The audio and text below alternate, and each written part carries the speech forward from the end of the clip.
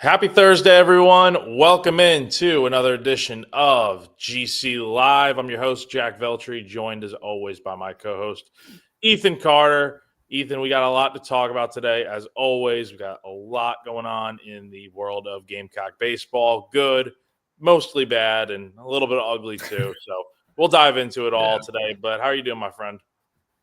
I can't complain, man. That's starting to warm up a little bit. We had a couple cool days, but we're supposed to be in like the 70s, 80s here in Virginia here, moving forward. So finally starting to feel like baseball weather and spring's finally come.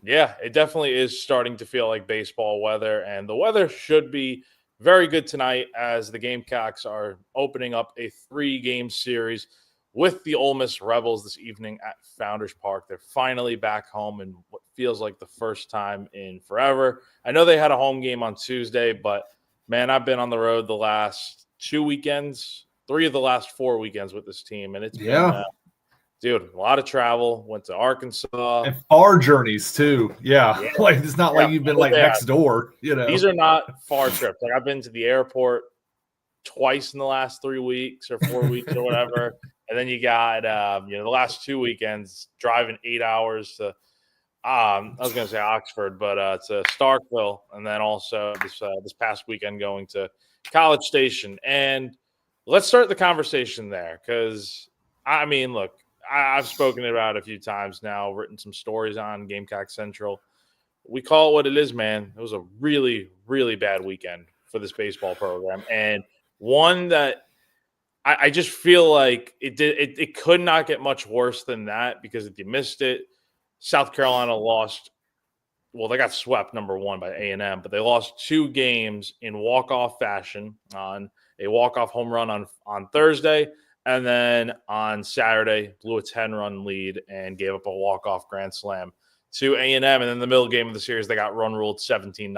So, I mean, does it get much worse than that? I mean, have you ever experienced a weekend quite like that when you were a player? And just what are your overall thoughts on how that series went from start to finish? It's probably the low point of Gamecock baseball since I've been involved with it. Being recruited back in the mid 2000s, and being on campus, 2010. I'd say it's definitively the low point in the program for quite some time. You battle back on Thursday to get in it, and you just need one run. They had a couple opportunities, and that one slipped away. And then, like you mentioned on Friday, just one of the most uncompetitive displays that in recent memory. And then Saturday, you text me Sunday morning, pretty much asking that same question, and I hadn't seen the score. I saw the score, but I hadn't seen what happened. I was at a wedding for a former teammate on Saturday, and then I kind of went back and looked through it, and there's not a worse way to lose. So yeah, if people are wanting this thing to kind of restart, that is the restart button right there, because there's nowhere you can go but up. Maybe I should knock on wood before the season ends with saying that, but I don't think you're going to find a worse way to kind of lose games and just a low point. Yeah, it was. I mean, look, man, I've covered this team full time since last season, honestly. And, last year wasn't really that much fun. I mean, anytime a coach gets fired, it's not a fun year. But even last year's team, I think the 2 weekends that are very similar to this one were the back-to-back series against Georgia and Tennessee, where they just looked. Yeah. Not that they looked uncompetitive last year. Maybe in Knoxville they did, but like those were 2 weekends where it's just like nothing could go right. And that's what this past weekend felt like. Although there were moments where they actually looked good. Like I don't even look at Friday. Friday was awful. Like, I mean, even Paul Maneri told me after that game, like they just looked uncompetitive. They didn't look like they showed up. And It was embarrassing for not just the team, but the university. So awful game there. But then Thursday and Saturday, you had chances to win those games. Obviously, with a 10-run lead on Saturday, no excuse to lose that game. And then Thursday, they had a chance in the ninth inning to take the lead after fighting back to tie the game. You have a runner on third with one out, and your best hitter coming up to the plate in Ethan Petrie, and he strikes out, and then two batters later, another guy strikes out. I think it was Bo Hollins who struck out. So it's just I don't know, man. There's a lot going on with this team, but this was a very winnable series. The Tennessee series, as we've mentioned before, I think was very winnable as well, despite how good the Vols have been this year. And then I even go back to Oklahoma as a very winnable series that you should have won for sure. So should have won it. Yeah. Like there's an argument to be made that right now they're sitting at 2-13 in the SEC. They would obviously not be over 500 with the way they've played this year, but I think there is a case to be made for sure. They should be looking at kind of like what men's basketball was. It's like they should be probably a few wins better than what they are right now, and they just find new ways to lose and put it all together into one weekend of that's the really thing. Games. I've never seen anything like it.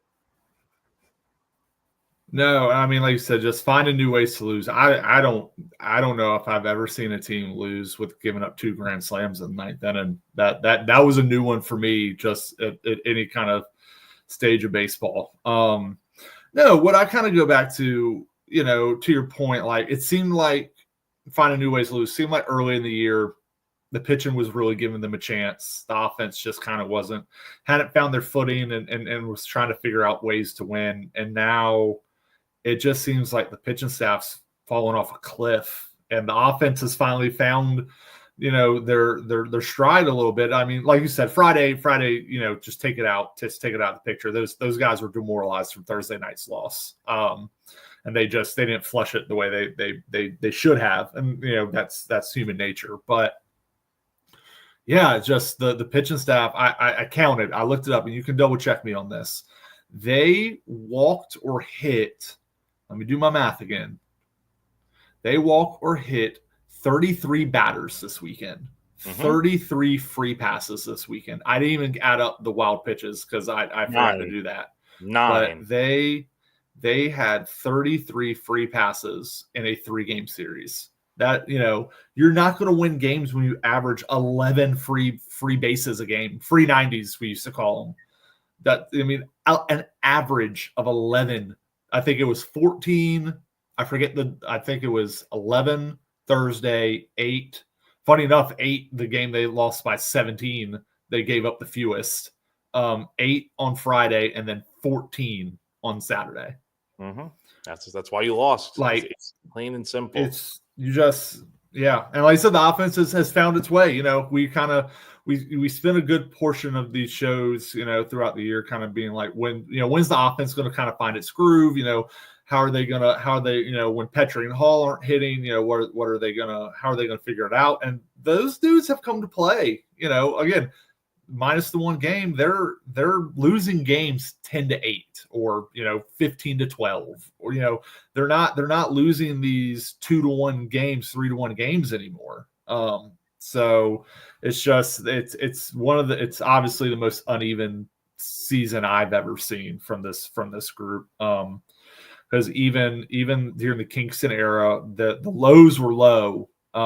But they played well enough. They found ways to win series to get them into postseason, and you felt like you always had a chance once you got to the postseason. Yeah, no, definitely. Like, again, for as rough as some of those Mark Kingston years were, like, there's no doubt about it. There's a reason why last year ended the way it did with him getting fired and stuff. But to his credit, the teams were winning series and at least looking relatively competitive against teams that they could beat. Like, I think, out before those series against Georgia and Tennessee last year, they took a series at Florida. They swept Vanderbilt. They took a game against Arkansas and A&M, teams that have swept them this year. So I don't know what I can't really put my finger on one primary thing that's the reason why they have just been so inconsistently just not good this year, honestly. I think it's a multitude of things. I think you could say lately it's the pitching staff, but at the beginning of the year, honestly, I know you feel the same way.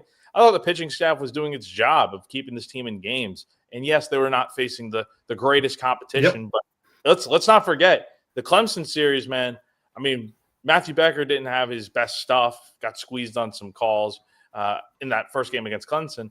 But you also had the next two games where Jake McCoy and Dylan Eskew both shoved. So the pitching staff early on was giving you a chance. The offense, we're waiting for it to come around. You know, we hear the excuse that it's cold outside, the ball's not flying out of the ballpark.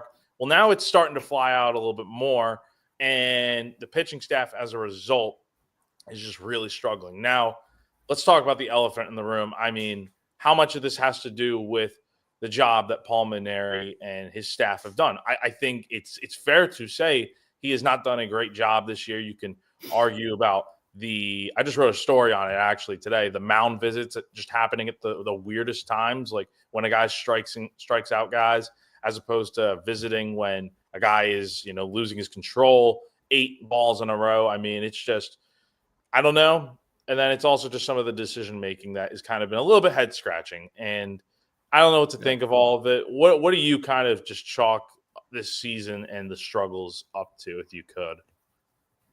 I think it's a collective failure.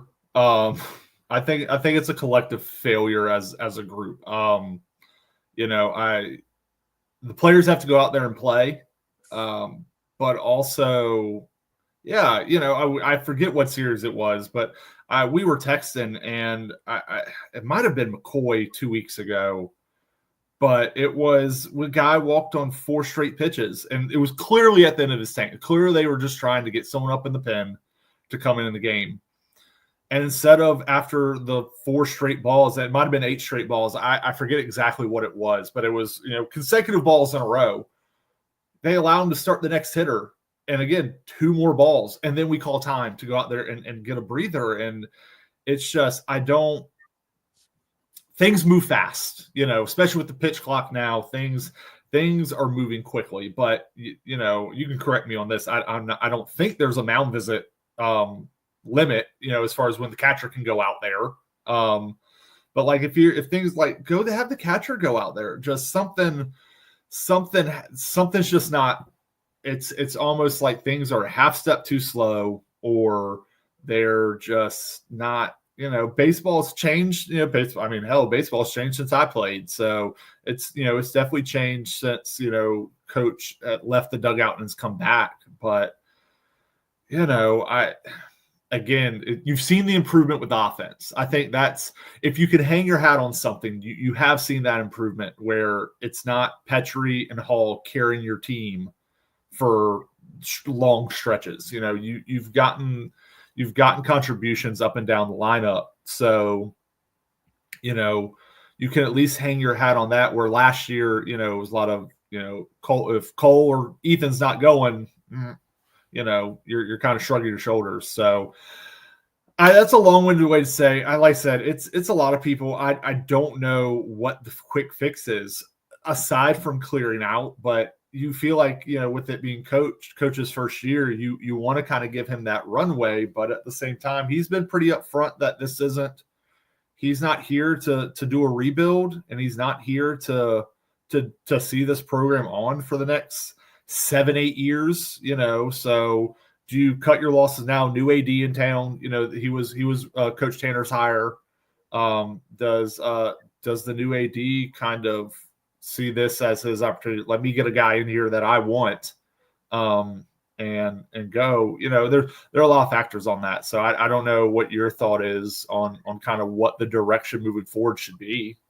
There's just, it's not like, I think there is the way I've kind of been putting it lately, because again, I think I could see both sides of it. I could see why fans want Mainieri to get fired, like to be fired. I do see that. I also see the case of why he should be back for another season and building the program up and stuff. But again, you make the valid points. He's not here for a rebuild. He's 67 years old right now. He's only going to get older.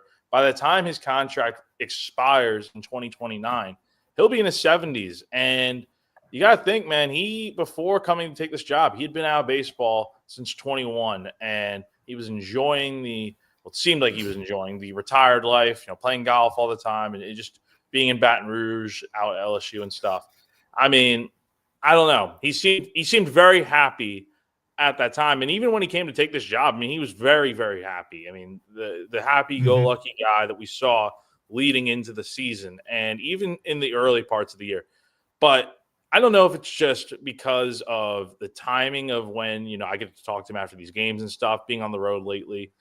Obviously, I don't sense that same kind of guy. Like, he's just very brief, looks agitated, honestly. I mean, it's just, I don't know. I mean, I get losing stinks and all that, and it's been a long year, but I mean, I just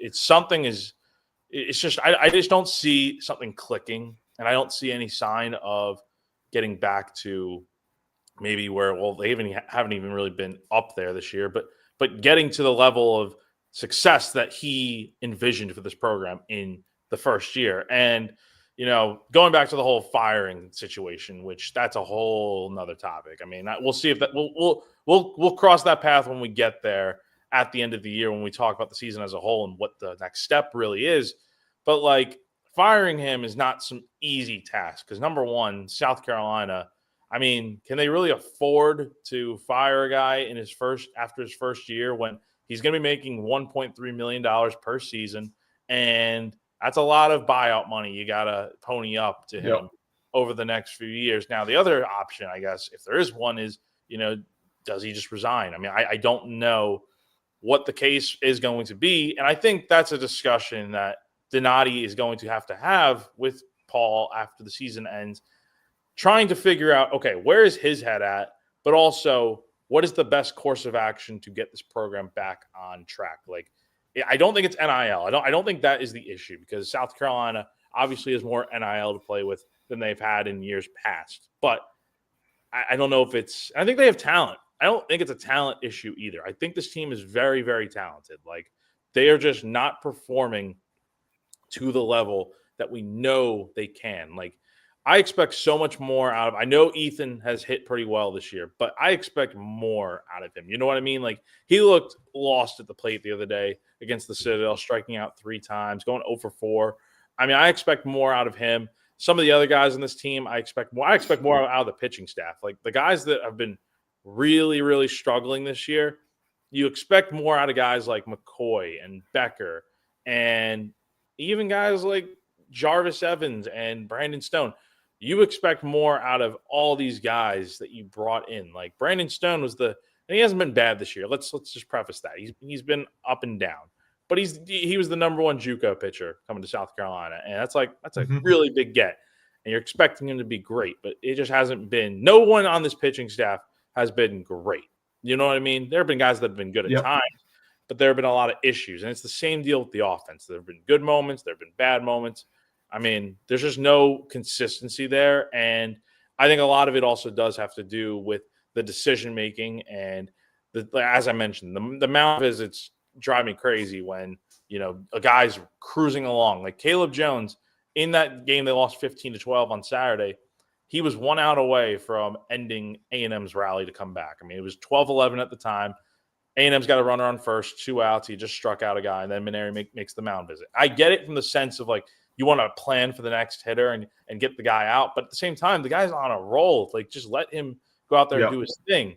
And don't mess with that because now it's happened to where Jones had no control after that for whatever reason, walked 2 straight guys through 8 straight balls, and then he gives up a grand slam to end the game. So it's not the only time it's happened this year. There have been other cases, and that's just one example, I think, of some of the mismanagement and the poor timing of things. But long story short, there are a lot of problems, and it's not an easy fix. And I do wonder though, is this going to become?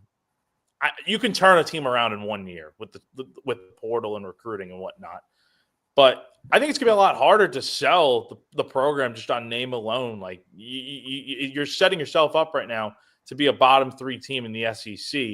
You won't be the worst because Missouri's been awful this year, but if you finish bottom 3 in the SEC, I find it very hard to believe that you're going to be able to get players in from the portal knowing that the team wasn't good this past season. You have an aging coach who may not be here very long, and just the future looks so uncertain. I know that's a lot, but what do you kind of think, man? Like what is? I mean, you kind of assess things. Yeah, it's, again, the conversation, I think what coach wants to do at the end of the year is going to matter a lot, because, he's, like you said, he enjoyed not being in the dugout. Obviously part of him really missed it to where that he felt like he wanted to come back. But, losing takes a toll on you. I've been on a couple of teams where it hasn't been great. And I'll never forget one of the years I played some semi-pro ball. I was on a team that knew we were out. Our season was, we weren't making the playoffs with about a month left, and you're just packing it in. You're waiting for that 9th out or for that 27th out to happen, and then you're hit the showers. You're counting the days till it's over. So.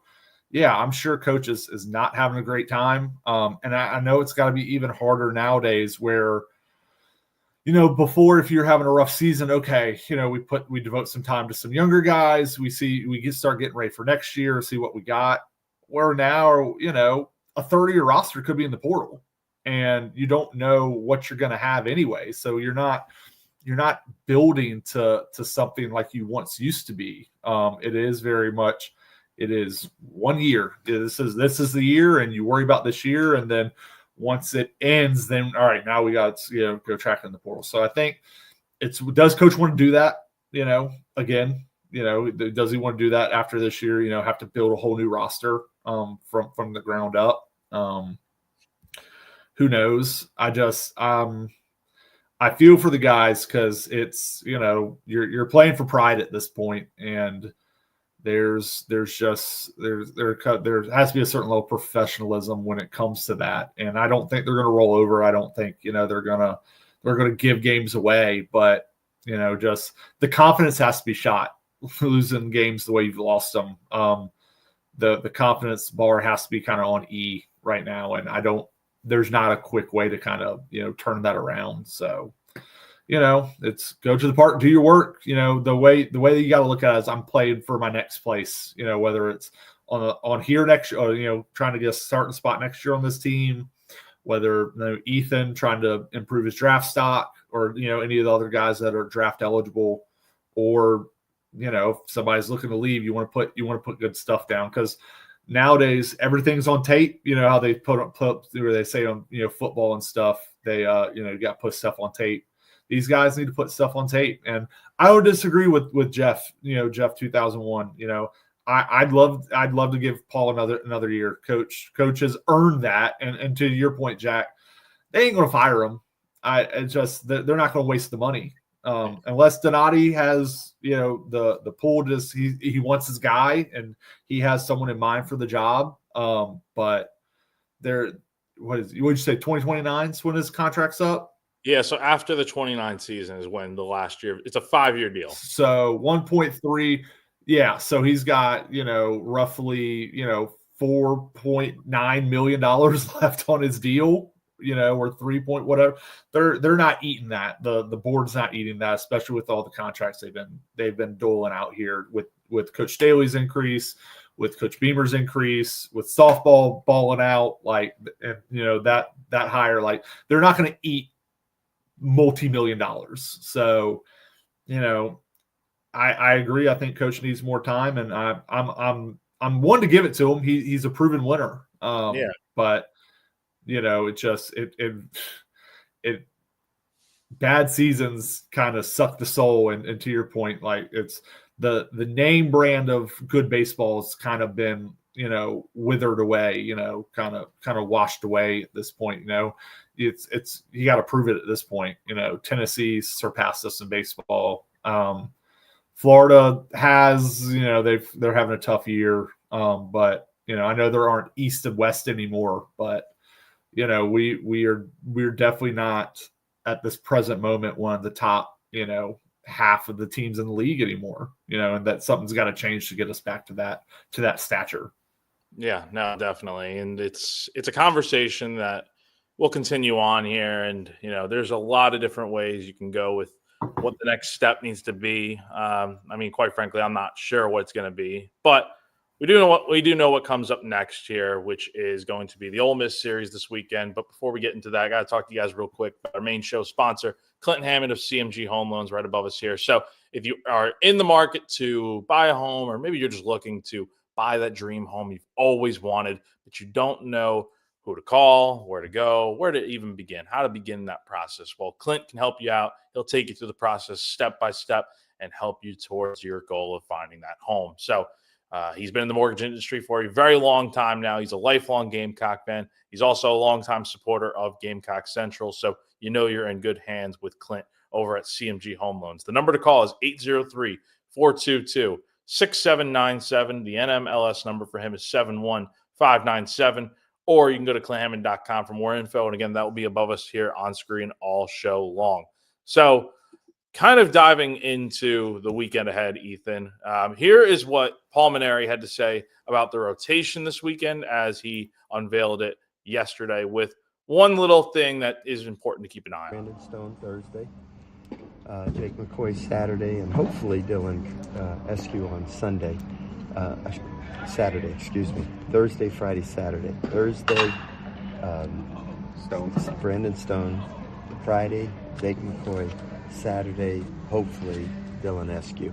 He feels a lot better today. I was starting to get a little worried about him because besides, having the oblique and the concussion, he hadn't pitched in 3 weeks. And then all of a sudden he goes out there and throws 3 innings. Actually, 55 pitches, which was great. The limit was going to be 60. I didn't think there was any way we'd get 3 innings out of him, knowing his history, how many innings he throws how many pitches he throws per inning.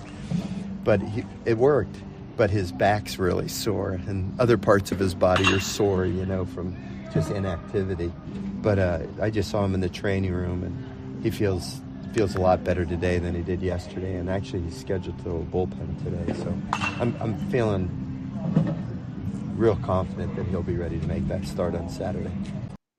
So again, Paul Mainieri did say that it will be Brandon Stone starting tonight, Jake McCoy going tomorrow afternoon, I should say. And then Saturday, I know it says TBA on South Carolina's official release right now, but Paul did say there's a lot of hope that Dylan Eskew is going to be able to make his second start since returning from injury. So he started against A&M last week and pitched well through 3 innings, got in out of a lot of trouble, the typical Eskew kind of start at this point. But, a little bit of shakeup there. And I'll get into Matthew Becker not being in the rotation, kind of what he expects out of the rotation here in a sec. But just your initial thoughts on the way it looks right now with the guys you have starting on the mound.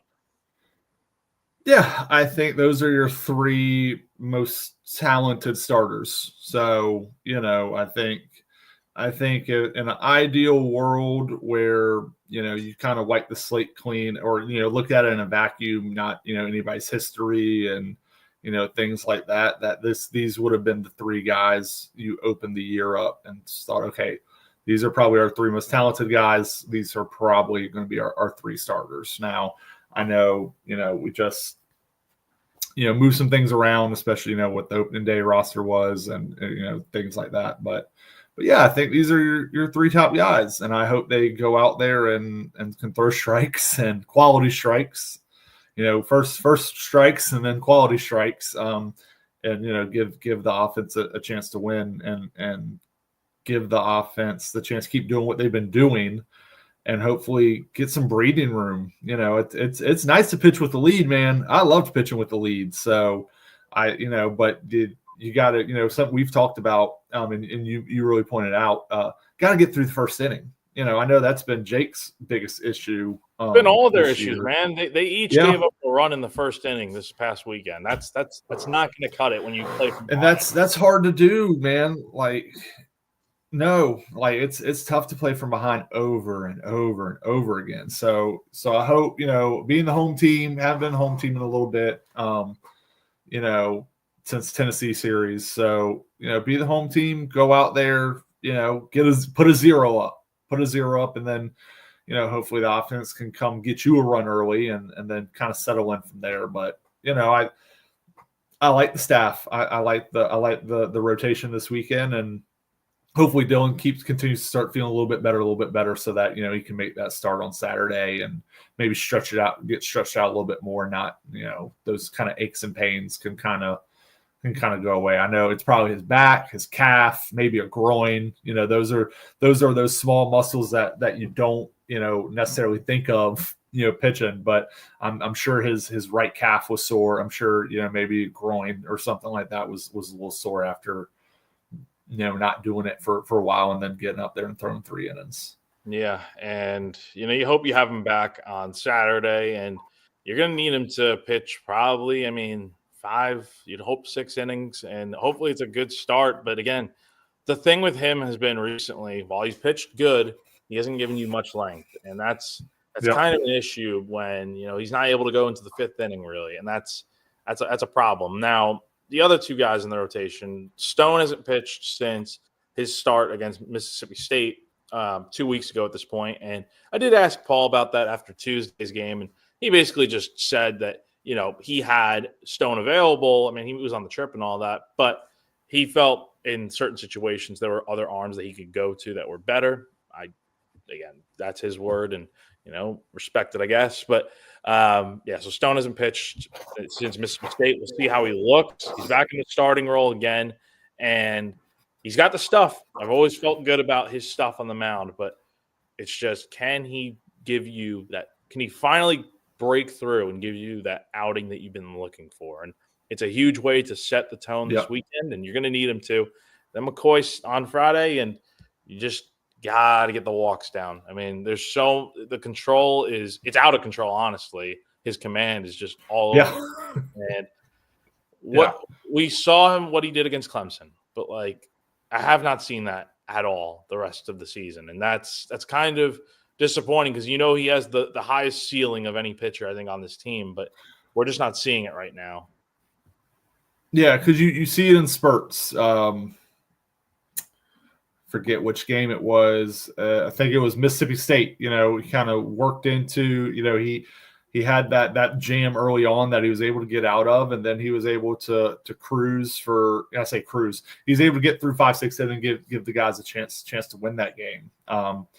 But yeah, I'm not going to belabor the point, but you can't, over a weekend series, you cannot walk or hit 35 batters, 34 batters, whatever it was. That's just, it's unsustainable. The defense hasn't been great, but it's not a bottom third defense in the conference. The guys are out there, can make plays. Give them a chance to make plays. I don't know whether they're scared, not scared, it's not pejorative, but I don't know whether they're timid to throw strikes because they're worried about, it going over the fence. I know home runs have been kind of an issue with the team this year, or with the staff, but guess what? If solos counts less than a 3-run, I'd rather the guy hit a solo home run and then them have to do that 3 more times than, they don't have to swing the bat, they're on base, and then boom, the one guy hits a 3-run. Make them hit 9 solo home runs, but the just, continuing to put guys on, something has to change there. Something in the philosophy has to change there. I don't know whether that's Coach Rooney stepping in and coming up with a different game plan for these guys or what, but something about the philosophy of how we're getting out or how we're pitching guys has to fundamentally change, because just, you can't double digit per game free bases is just not, it's not a recipe for success. It never will be. So here we got a question here from my guy. I'm getting ready for my men's league. I got my men's league coming up. I drive to Richmond I drive about 3 hours playing this men's league every year. So, we're getting it ready, but I don't know about this level. I can throw strikes. I'll give you that. I can throw it over the plate.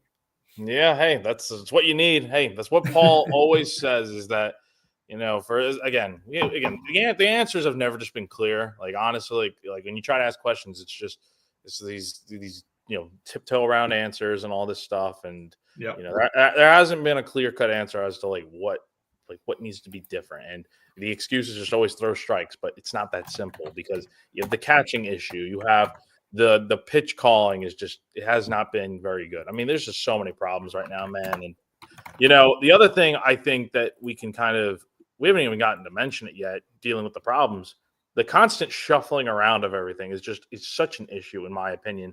And you mentioned guys being like, are they scared on the mound of giving up home runs? I think more importantly, I think guys are they're just afraid of like losing their roles. Like they don't know if they can have a good day one day and then it's like the next day it's like they're not even in the lineup. It's just I don't understand why. I get that nothing. It's not a finished product right now, but it's just like the constant shuffling. We're 2/3 into the season though. Like you know what I mean? Like we're 2/3 in the season. By the point of SEC play, you should know what you have and what you don't have. And yes, I mean, like I just feel like every game, like tonight, we're gonna see a brand new lineup. It's just like, at what point do you kind of just like roll with who you have and just go with it, man? Like you are who you are. You're not a very good team. You have a lot of fundamental problems. You just kind of got to deal with it and hope that maybe this is the weekend you could start to turn a corner. But I don't know if you will. And one guy in particular that's kind of just been, and I understand why he got moved to the bullpen, but Matthew Becker did not have a good start last week. And, I think it was really just one inning that really unraveled for him. And then he kind of like had a decent, again, he did not pitch well, but like all things considered, it's like the guy just continues to move to the bullpen. Then he gets a start. Then he's pitching out long relief. It's like, it's been his entire career up to this point. And I understand. It was a dumb question I asked Paul at the time. Like, what made you want to move Becker back to the bullpen? And he said, he just gave up 6 runs in 3 innings. Like, I understand that. But it's like, what does that do for a guy when he's got to continue to move and whatnot? So here's what Paul Maneri had to say about Becker moving and then what he kind of expects from the rotation this weekend. We're trying to get off to a good start, and he's pitched well out of the bullpen for us. So he's still going to be a big factor in the weekend. But, one thing I know about Brandon Stone is he is going to throw strikes. And that's something that did not happen for us this past weekend by our starting pitchers. Jake didn't throw strikes on Thursday night. Becker didn't throw strikes on Saturday. And Eskew didn't throw a lot of strikes on Sunday. Keep feeling, you know what I mean. Game 2. Let me call it game 2. Game 1, Jake didn't throw a lot of strikes. Game 2, Becker didn't. And game 3, Dylan didn't. But the difference with Dylan is he has this magic touch that he pitches out of these jams, okay? The other 2 guys don't do that as frequently. And so the one thing I know about Brandon Stone is he's going to come in and start the game and he's going to pound that strike zone and not be afraid to throw the ball over the plate. He might get hit. He doesn't have overpowering stuff, and Ole Miss has a good hitting team. But I know Brandon will compete like crazy, and hopefully he'll pitch the game of his life and give us a chance to win that game, and we'll move forward from there. Yes, you definitely do need, as Paul said, you need Brandon to pitch a heck of a game tonight, and I have not seen it this year really. I've seen it at times, but like. Nothing, not even anything consistent from Brandon that's been like, as a starter at least. It's just you got to get through that first inning, man. And even then, he got through the first inning. It's like I got through the first 3 innings with really good ball against Mississippi State. It's just that 4th inning fell apart for him. And I think some of that's due to Nathan Hall's been very good out in the outfield, but he had 2 misplays or 2 balls that he normally would catch and didn't catch in that 4th inning. So you hope you can get something good out of Stone, and then same goes for the rest of the pitching staff. Yeah, no, I'm glancing over here. The only team that has walked more batters than South Carolina are Georgia and Missouri. And then, I feel coach on that. I hate, to your point, and there's nothing. You like routine. This game is a lot about feeling comfortable and being in routine, and there just doesn't seem to be. I go back to a quote Coach had a couple weeks ago when he was trying to figure out who the catcher was going to be. Just be what he feels like when he wakes up that morning. I feel like he's doing that a lot with the lineup and just the team and like who, obviously the starting pitching hasn't, Dylan got hurt, so that kind of threw things out of whack. And then you're trying to like kind of mix and match, get guys in certain spots, and that was unfortunate, and that's kind of played a role in kind of the starting pitching, musical chairs. But yeah, it just feels like coach is kind of waking up some days like, you know what? I guess I'll try this today. And some of that is, determined because you are 2-13 in the conference, or whatever we are now. And yeah, it's not fun coming to the ballpark not knowing what you're going to do that day. I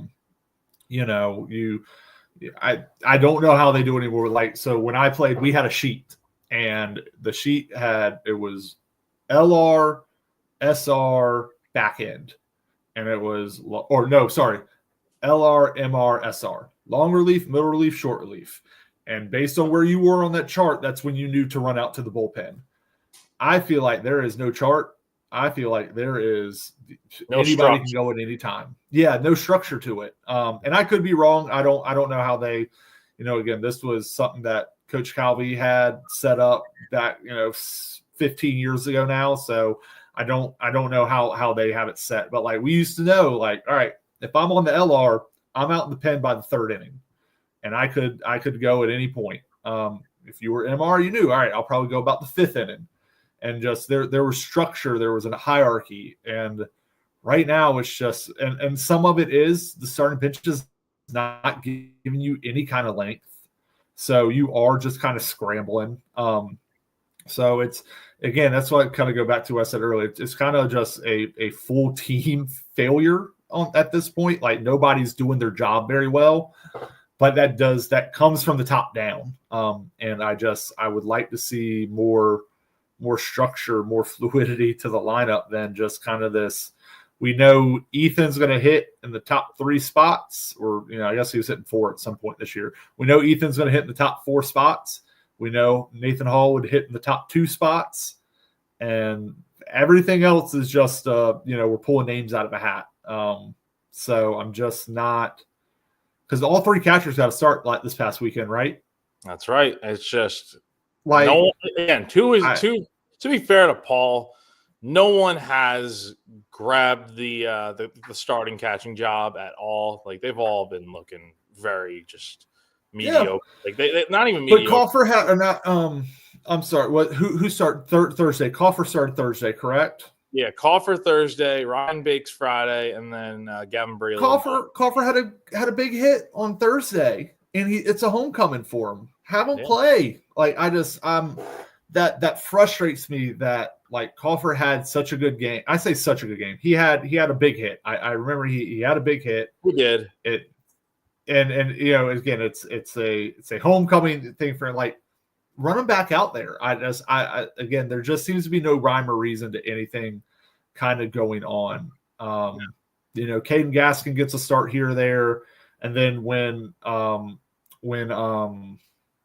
Nathan goes down, it's like, okay, well, there's your spot. You've been trying to find him, you've been trying to find him ABs, but it's hard to with the kind of the infield alignment and Nathan being in center. Well, Nathan's down, and then we're running out. Just I don't know. It's just it seems like we're just throwing spaghetti against the wall. We're picking names out of a hat, and that's not the way to run the team. And I don't envy the position coach has been put in. Like again, they have found ways to lose that are not his fault. He has not been contributing, or he has contributed in some of these losses, just decision making. But yeah, it's just when you haven't won many games, it's easy for someone like me off to the side to just kind of rant and rave. Hindsight's 2020. This could have been different. Well, this guy should have been playing. That's part of what it is. So hopefully they can get it on track this weekend. That's what we can hope for, is that they can kind of get it on track and see what they can do. Yeah. And again, we've dove into just about every problem with this team. I mean, there's also just the catching situation is just a mess, and you got Maneri calling guys out and, throwing them under the bus again. It's just when things are going bad for this year, they've gone very, very bad. Like when it's just Yeah, exactly. so many things have been an issue, and you hope that maybe this is finally the weekend where you got about a month left in the season. Hopefully you can win an SEC series at some point. I don't know if they're going to, but it gets started this weekend against Ole Miss. It's essentially the back half of SEC play at this point. Now, Ole Miss this year, pretty good this season. They're much better than they were last year, I will say. They're 27-10 right now, ranked number 11 in the country. They've gone 6-2 on the road this year. They look to be in the contention for being a hosting site. Mm-hmm. But lately, they've lost 3 out of their last 4. They lost a series to Tennessee, and then they lost to Little Rock, a team that's under 500, at Swayze on Tuesday. Now they come to Carolina and USC. I mean, they got to have it. There's no excuse to, I'm not saying they can win this series, but there's no excuse to get swept again or to lose the series. Like, you've had so many chances to do the job and you just haven't done it yet. And quite frankly, I don't know if this is going to be the weekend where it finally clicks for them. They haven't given me any reason to believe they will. So I'll let you start out here, man. Give me your weekend predictions as usual. What do you think needs to happen for South Carolina to be able to win this series? And just who's the X factor? Who needs to step up? X factor's the rotation. Yeah, I'm kind of glancing at the SEC stats right now. Ole Miss is second in the conference in strikeouts for hitters. So, they strike out the second most. They have the second most strikeouts for hitters. But they also are quite clearly walk more than any other team in the conference, which is a staggering number, that they strike out the second most and they walk the most. So throw strikes. That is the thing. They will take their walks. They have a fine team batting average, but they're not like Georgia or Tennessee in the home run department. But starting pitching is the key to this weekend. I think if they could get some quality starts, I think they can win the series. I think, Brandon can go out there tonight, kind of set the tone. I think this will be a big weekend for him. I think he does throw enough strikes to where, that fastball slider combination could give Ole Miss some fits. Again, they swing through it a lot. So prediction, I think we take 2 out of 3. I think we win tonight. I think they win tonight. I hope, it's a nice night, just looking to kill some time, go watch the baseball game, folks, and then in the meantime, you can root the guys on. But nice. It's a nice Thursday night, get out there and watch the guys. If they can win tonight, I think they win tonight, and then I think they find a way, either McCoy or Eskew, one of the two gives them enough to get a win. So I was taking 2 out of 3, get our first SEC series win, and then go with it the rest of the season. Yeah, bold prediction, man. I can't. It's hard. It is hard. I get it. I don't think either team is going to sweep this weekend. I don't see that happening. Look, this is back at home. They've been on the road for a good chunk of this month so far. Like, they've had the 2 midweek games be at home, and that's really it. They've been on the road for a long period of time now, and a lot of flights, and the travel's been a lot. So maybe that's part of the issues too. But also, they're back at home now. They're playing an Ole Miss team that has lost 3 out of the last 4, but again, they lost a series to Tennessee, and then they lose a game to a Little Rock team that's just not very good.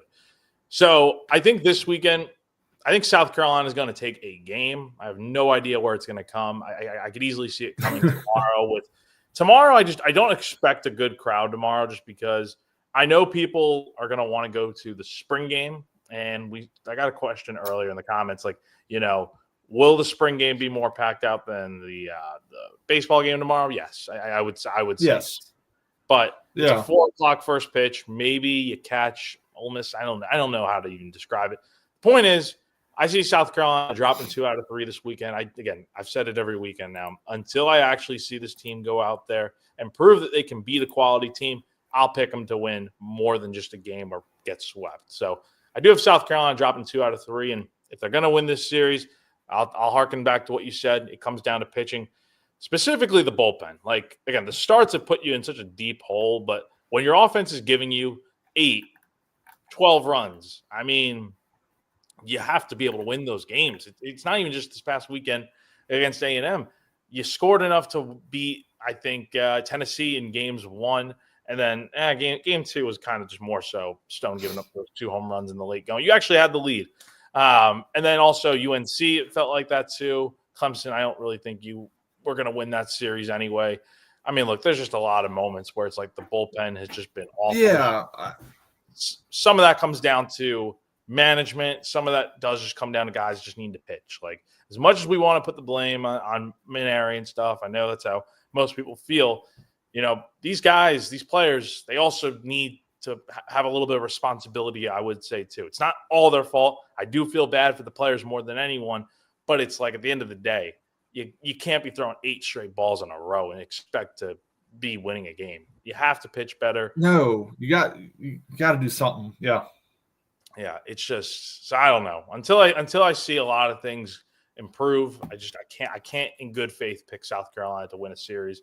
And then as for the X factor goes this weekend, I feel like it really starts and ends with Ethan Petrie. I mean, he's been all right, I guess. Like, again, the numbers will tell you he's had a good year, but like, has he really? Like, the power numbers feel down. I feel like SEC pitching has kind of just figured him out a little bit, and it's year 3. I mean, look, this is his junior year. I think he's going to be fine in terms of like getting drafted and stuff, and he'll go off and have a hopefully good pro career. But like, this year just has not been to the same level the last 2 years have been, in my opinion, especially in conference play. And when, again, the situations have called for him to be coming through in clutch situations.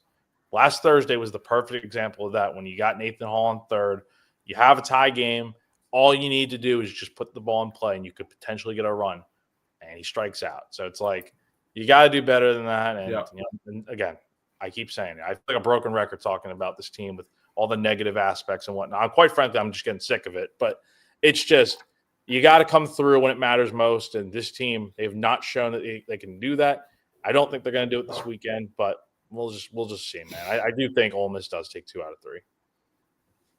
Yeah, I mean, can't blame you on that prediction. Yeah, just gotta hope these guys, just like I said. I mean, it takes something. It just takes one, and these guys, I hate. Again, they keep finding new ways to lose, and it's demoralizing to a point. So, and that's the other thing about baseball. It is such a long season, so they've got to keep coming out and going out for another month and a half. You got 6 more weeks of games, right? Or is it 7 more or 5 more weeks? You got 18 games left. You got 5 SEC series, and you have 3. So you got 6 weeks. Yeah, you got 6 weeks. Figure it out, man. So figure it out. Yep.